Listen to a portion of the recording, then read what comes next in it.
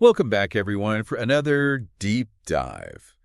Today, we're going underwater, I guess you could say, Yeah. to explore the legendary city of Atlantis. Oh, yeah. One of the greats. One of the all-time greats. And we've got some excerpts from a text Okay. that I think really digs into this whole mystery of Atlantis. Cool. And I'm excited to unravel it all with you. Yeah. So was Atlantis a real place, lost beneath the waves? Right.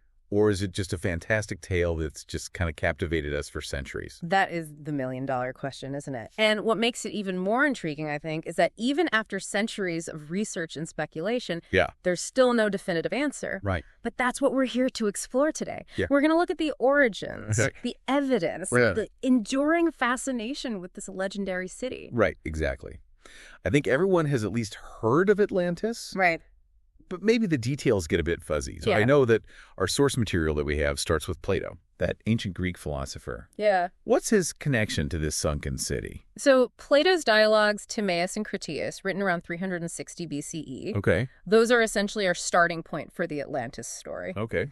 He claimed that this island nation existed 9,000 years before his time. Wow. That's about 11,000 BCE.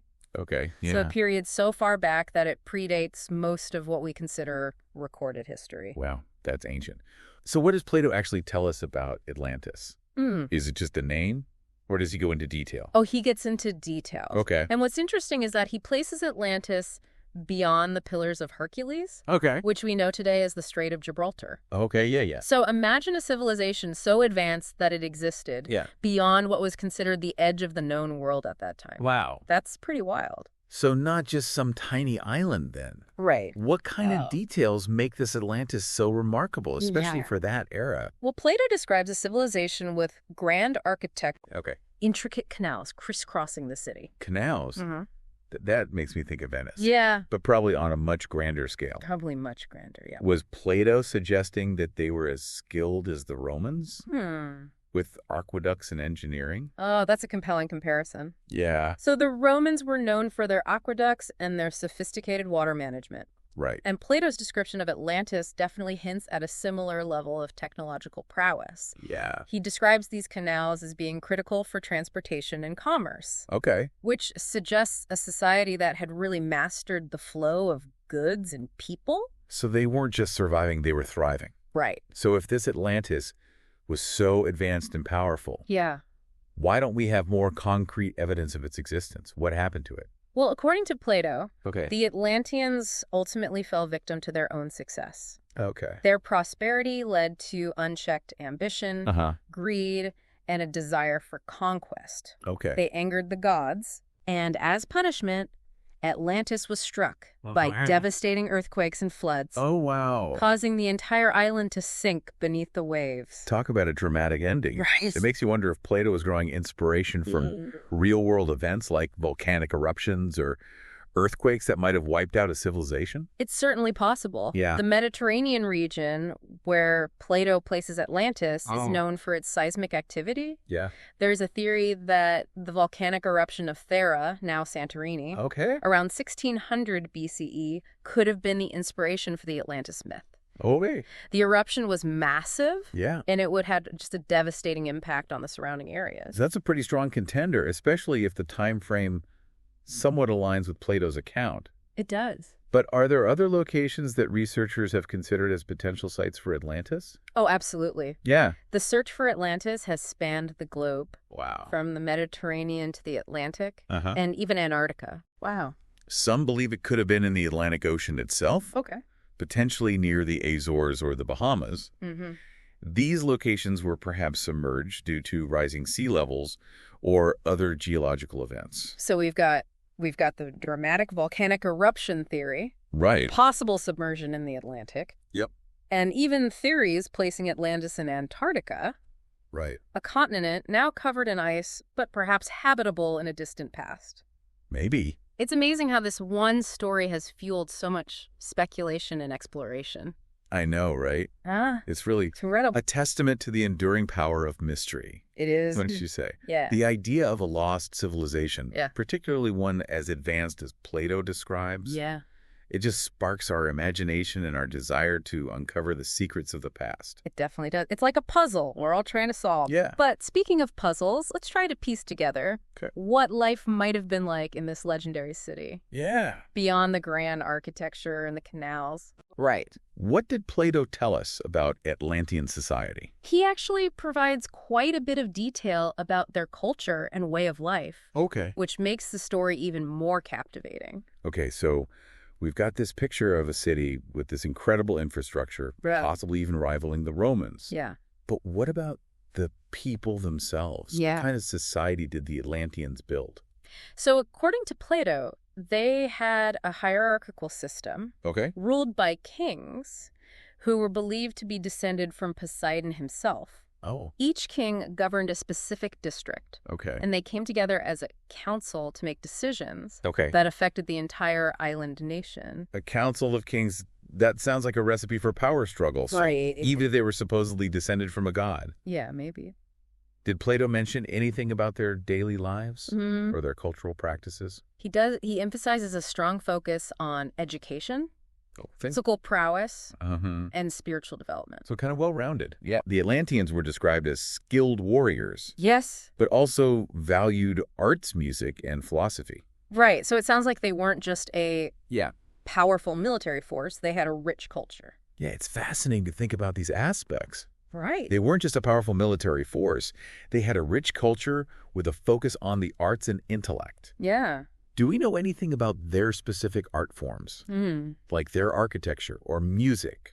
Unfortunately, Plato doesn't go into specifics about their artistic styles. Oh. He focuses more on the grandeur and scale of their buildings. Okay. Using words like splendid and imposing. Right. Remember, we're relying solely on his account. Right. And it seems his purpose was to convey the philosophical and moral lessons of Atlantis' rise and fall, rather than to create a detailed historical record. That's a shame. It would be incredible to have some visual remnants of their art and architecture to study. I know. But I guess that's part of what fuels the mystery. Right. We're left to fill in the blanks with our own imaginations. Exactly. And that imaginative space is where Atlantis truly thrives. Yeah. It's become a canvas for our collective fascination with lost civilizations, advanced technologies, and these timeless questions about human potential and the consequences of our choices. It's like a mirror reflecting our own hopes and fears about progress and self-destruction. I like that. Speaking of technology, Plato mentions some pretty remarkable advancements, even hinting at what sounds like geothermal energy. Oh, wow. Could he have been drawing inspiration from real but lost knowledge? It's a question that has intrigued scholars for centuries. Yeah. He talks about the Atlanteans harnessing hot and cold springs for bathing. Okay. And potentially even energy production. Really? If we consider the possibility that Plato's Atlantis is rooted in some form of reality, it's not entirely unreasonable to think that a civilization, perhaps in a location we haven't yet identified, could have possessed knowledge and technologies that were later lost to time. It's mind-blowing to think about what kind of knowledge might have been lost throughout history. It really is. But even if we put aside the debate about its real-world existence, the impact of the Atlantis myth on our culture is undeniable. It is? It's everywhere, from literature and film to art and even pseudoscience. I know it's true. Jules Verne's 20,000 Leagues Under the Sea, where Captain Nemo and his crew encounter the ruins of Atlantis, is a classic example. Yes. And we can't forget Disney's animated film, Atlantis, The Lost Empire. Of course. Which presents a more fantastical and adventurous take on the legend. Right. It's become this archetype. Yeah. This symbol of a lost paradise or a technologically advanced civilization holding secrets that we yearn to uncover. Right. What's your take on this modern fascination with the myth? Why do you think it continues to resonate so strongly? I think it speaks to our deep-seated desire to understand our past. Okay. To uncover lost knowledge. And maybe even rediscover wisdom that could help us solve the challenges we face today. It's like we're looking for a blueprint. Right. A lost guide to achieving a more harmonious or advanced society. Exactly. But there's also this cautionary element to the Atlantis story, right? Absolutely. The fall of Atlantis is a reminder that even the most advanced civilizations are vulnerable. Right. Their decline, as Plato describes it, was brought about by their own hubris. Okay. Their greed and their unchecked ambition. Yeah, it's a powerful message, and one that's certainly relevant to our times. We're grappling with a lot of the same issues. Environmental challenges, social divisions, and the pursuit of power and wealth at the expense of the greater good. Yeah. It makes you wonder if Plato, writing over 2,000 years ago, had a glimpse into some fundamental truth about human nature. Yeah, the cycles of history. Societies rise, they achieve great things. Yeah. But there's always that potential for their downfall. Right. If they succumb to greed and lose sight of their values. Like that saying. Yeah. Those who cannot remember the past are condemned to repeat it. Right. Maybe that's part of the reason why the Atlantis myth has such a hold on us. Yeah. It serves as a cautionary tale, a reminder of the importance of balanced wisdom and ethical decision-making. Precisely. And it also speaks to our inherent curiosity about the unknown. Yeah.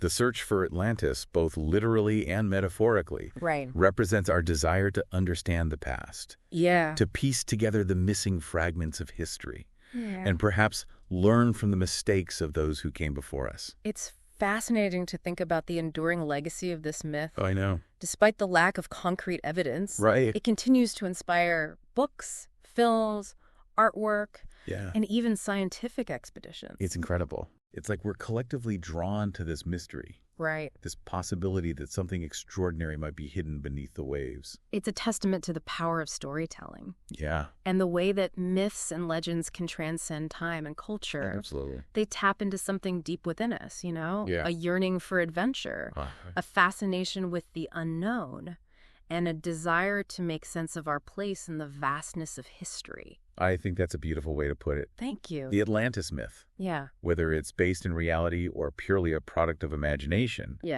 continues to remind us of the boundless possibilities of the human spirit. Right. Our capacity for both great achievements and profound missteps. Absolutely. And the enduring mysteries that still await to be uncovered. Indeed. And perhaps the most important lesson we can take away from our deep dive into Atlantis is the importance of remaining curious, open to new ideas, and willing to explore the uncharted territories of knowledge both within ourselves and in the world around us. Well said. And with that thought in mind, I think it's time to surface from this deep dive. Okay. But before we go, I want to thank you for sharing your insights and expertise with us. It's been my pleasure. It's been an enlightening journey. It has. And to our listeners, thank you for joining us on this underwater adventure. Yes. We hope you've enjoyed exploring the enigma of Atlantis. Absolutely. Remember, keep exploring, keep questioning, and keep diving deep into the boundless depths of knowledge. Yeah. Until next time, stay curious.